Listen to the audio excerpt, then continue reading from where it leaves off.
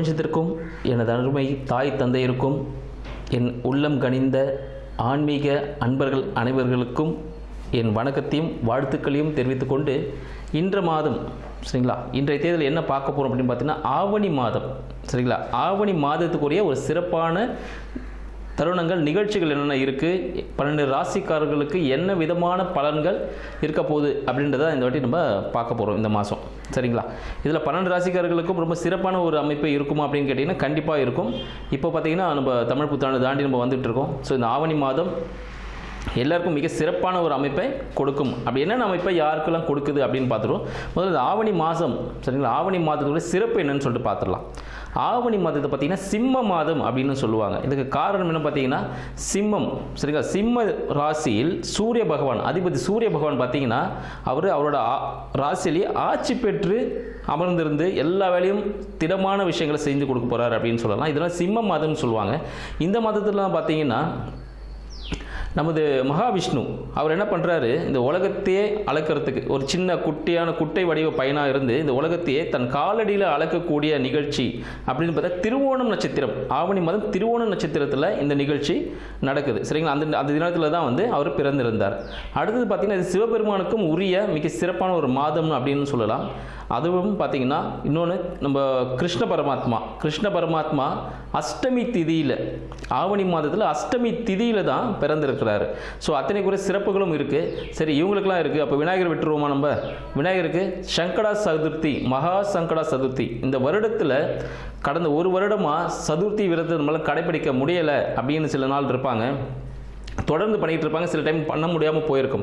அவங்க எல்லாமே அந்த டைமில் விட்டிருந்தாலும் இந்த மகா சங்கட சதுர்த்தி அப்படின்னு சொல்லக்கூடிய விநாயகர் சதுர்த்தி அப்படின்னு சொல்லுவோம். அது பார்த்திங்கன்னா ஆவணி மாதம் நம்மளுக்கு வரப்போகுது சரிங்களா. அதில் நம்ம ஆகஸ்ட் 27 அப்படின்னு சொல்லலாம் ஆங்கிலத்தில்.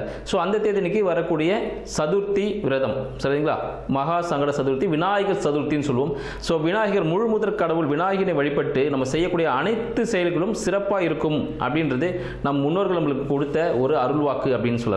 இத்தனை மிக்க சிறப்பான ஆவணி மாதம் நமக்கு 12 ராசிக்காரர்களுக்கும் எந்த விதமான பலன்களை கொடுக்க போகிறது அப்படின்ற விஷயத்தை நம்ம தனித்தனியாக பார்த்துருவோம். இதில் யாருக்கெல்லாம் சிறப்பாக இருக்குது, என்னென்ன முன்னெச்சரிக்கை நடவடிக்கைகள் யாரெல்லாம் எடுத்துக்கணும், யாருக்கெல்லாம் தனவரவுகள் அதிகமாக இருக்குது அப்படின்ற விஷயத்தையும் நம்ம தெளிவாக பார்க்க போகிறோம். கும்பராசி அன்பர்களுக்கு அடியனின் வணக்கம்.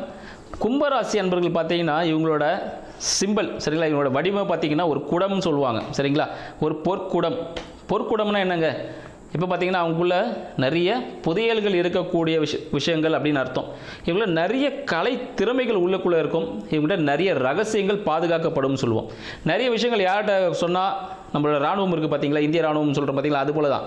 அது எந்த விஷயத்தையும் வெளியே சொல்ல மாட்டாங்க. அந்த அளவுக்கு ஒரு கட்டுக்கோப்பாக இருக்கக்கூடியவர்கள் யாருன்னு பார்த்தீங்கன்னா இந்த கும்பராசி அன்பர்கள் பார்த்தீங்கன்னா அதே ஒரு கட்டுக்கோப்பான ஒரு அமைப்பில் இருக்கக்கூடியவங்கன்னு சொல்லலாம். இவங்கள்ட்ட எந்த விஷயம் சொன்னாலும் அது வெளியே அவ்வளோ சீக்கிரம் பரவாது, தெரியாமல் போகும் சரிங்களா. இவங்களுக்குள்ள அதை மறைச்சி வச்சிருக்கக்கூடிய ஒரு ஆற்றல் உடையவர்கள். பல திறமைகளை அந்த பானைக்குள்ளே இருட்டாக இருக்கும் பாருங்க.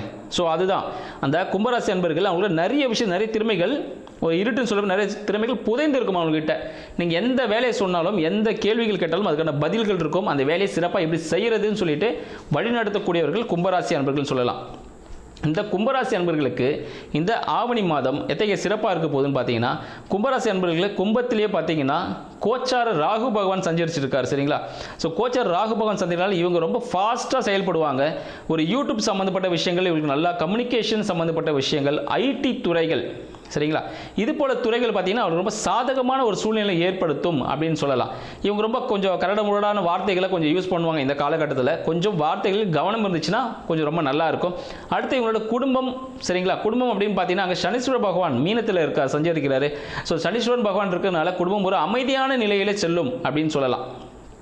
எல்லாரும் குடும்பத்தோடு சேர்ந்து ஒரு கோவிலுக்கு சென்று வரக்கூடிய ஒரு அனுகூலமான நிலை இந்த ஆவணி மாதத்தில் ஏற்படக்கூடியது அப்படின்னு விஷயத்தையும் உங்களுக்கு நாங்கள் தெரிஞ்சுக்கிறோம். இந்த நேரத்தில் எங்கே வெளியே போனாலும், எப்போ ஃபேமிலியோடு இருந்தாலும், தனிமையில் இருந்தாலும் நீங்கள் எப்பொழுதும் இனிமையான வார்த்தைகளை பயன்படுத்த தவறாதீர்கள் சரிங்களா. ஏதாவது ஒரு விஷயம் நீங்கள் கோபமாக சொன்னீங்கன்னா அது தப்பாக போய் முடிச்சிடும். அதனால் பேச்சில் மிக மிக கவனம் கண்டிப்பாக இருக்கணும் அப்படின்னு சொல்லிக்கிறோம். அடுத்தது பார்த்தீங்கன்னா உங்களோட வீடு வண்டி வாகனங்கள் எப்படி அமைய போகுது அப்படின்னு பார்த்தோன்னா அது மிக சிறப்பான ஒரு அமைப்பை கொடுக்கும் அப்படின்னு சொல்லிக்கலாம். பட் என்ன விஷயம் பார்த்தீங்கன்னா சின்ன சின்ன சர்வீஸ் பண்ணக்கூடிய விஷயம். இன்கேஸ் வண்டி வீடு வாகனம் எதாக இருந்தாலும் சரி, வண்டி வாகனம் வந்து ஒரு சர்வீஸ் பண்ணக்கூடிய நிலையில் இந்த காலகட்டம் அமையுதுன்னு சொல்லலாம். வீடாக இருந்ததுன்னா ஒரு சின்ன ஆல்ட்ரேஷன் பண்ணக்கூடிய ஒரு சில சிறிய செலவுகள் ஏற்படும். சரிங்களா? இதில் பார்த்தீங்கன்னா மூச்சு விடும்போது பார்த்தீங்கன்னா இந்த கும்பராசி அன்பர்களுக்கு மூச்சு விடும்பொழுது சிறிய உபாதைகள் ஏற்படும். இஎன்டின்னு சொல்லுவோம் பார்த்தீங்கன்னா, இஎன்டின்றதை விட இது வீசிங் ப்ராப்ளம். ஸோ இது வரதுக்கான ஒரு வாய்ப்புகளும் இருக்குது. கும்பராசி அன்பர்கள் இருக்குது, வீசிங் சம்மந்தப்பட்ட பிரச்சனைகள் இருக்குது. இருதயம் சம்மந்தப்பட்ட பிரச்சனைகள் கும்பராசி அன்பர்கள் ஏற்படுவதற்கான வாய்ப்பு கொஞ்சம் அதிகம் அப்படின்னு சொல்லலாம். ஏன்னா கும்பராசி அன்பர்கள் பார்த்தீங்கன்னா அவரோட 6ஆம் அதிபதி சந்திரன், சரிங்களா, இந்த ஆவணி மாதத்தில் உச்சத்தில் இருக்கிறார்.